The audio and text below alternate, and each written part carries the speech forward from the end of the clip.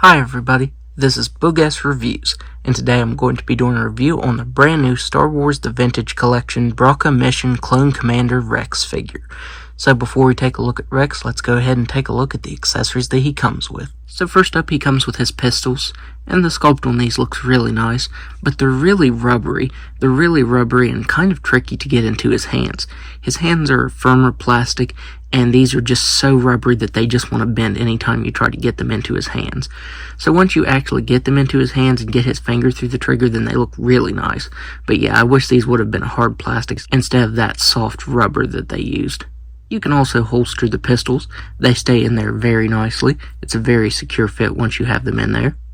And finally, he comes with this alternate unhelmeted head sculpt. And I actually thought that the helmet was just removable. I thought you actually placed it over top of there, but no, it's actually an entirely different head. You do get this really thin ball peg. Switching it out, it scares me just a little bit just because of how thin that peg is. I might sand it down just a little bit, that way you can switch them out a little more smoothly. But yeah, that really did surprise me. I really thought the helmet was just going to be removable, but it's an entirely new head sculpt. But looking at this one, this is an excellent likeness of Tamora Morrison. That looks really good. The texturing to the hair, the printed on details for the face there, that looks really, really good. Even though this is based on the Bad Batch Rex, I do like how it has the realistic face to it. That looks very nice. So now let's go ahead and take a closer look at his helmeted head sculpt. So taking a look at the helmeted head sculpt, it looks very nice as well. All the tally marks came out really clean. The silver paint lining the helmet looks very nice. This is my favorite design for Clone Captain Rex. I think this armor looks stunning, and Hasbro did a really good job on this.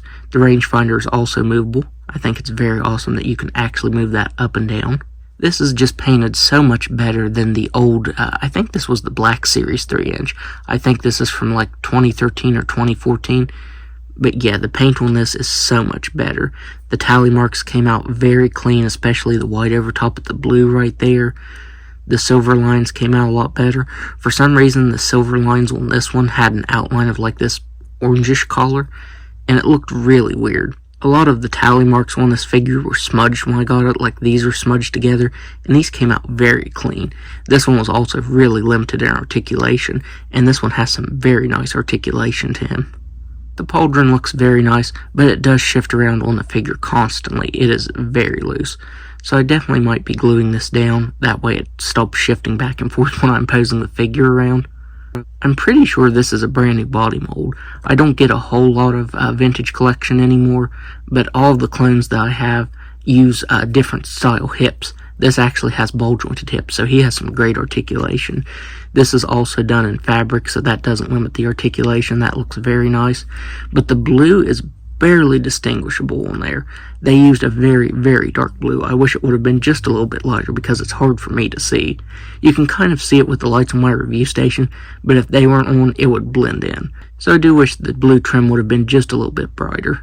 Even the back of the figure is sculpted really nicely. You get some silver paint back here on his back. You get the texturing for the body glove underneath of the armor. That looks very nice. I am really amazed by this. Hasbro did such an awesome job on this, and he has some surprising articulation too. So now let's go ahead and go over that.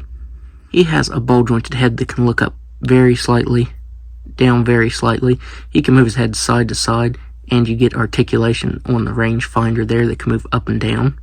With the regular head sculpt on, he can look up all the way.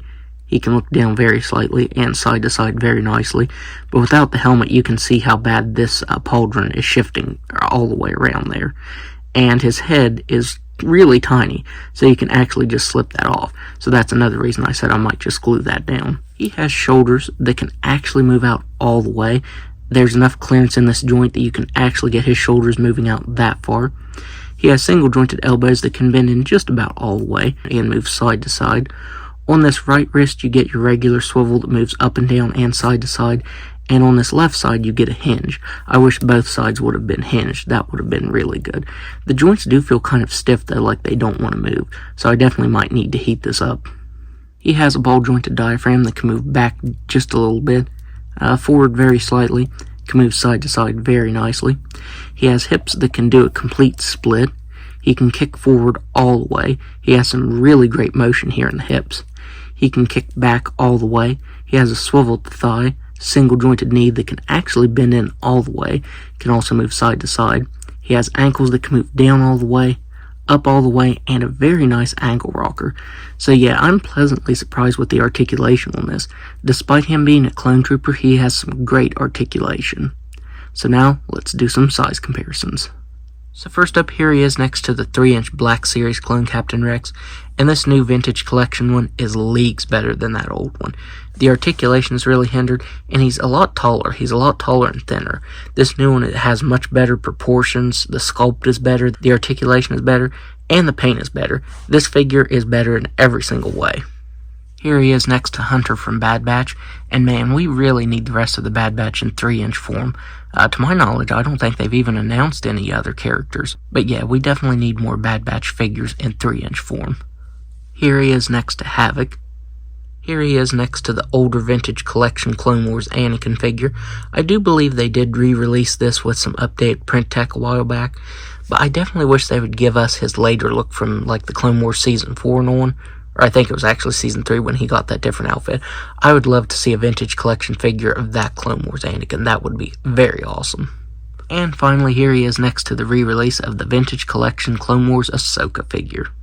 So overall, I would highly recommend picking this up because Hasbro did a fantastic job on this. I would go so far as to say this is the definitive 3-inch Rex figure. I think it's fantastic in every single way, and Hasbro really outdid themselves on this. The Vintage Collection figures I get are few and far between, but this is already one of my favorites, so it's definitely one you don't want to miss out on. So that's my review. If you like this review, be sure to hit the like button and subscribe to my channel. Thanks for watching.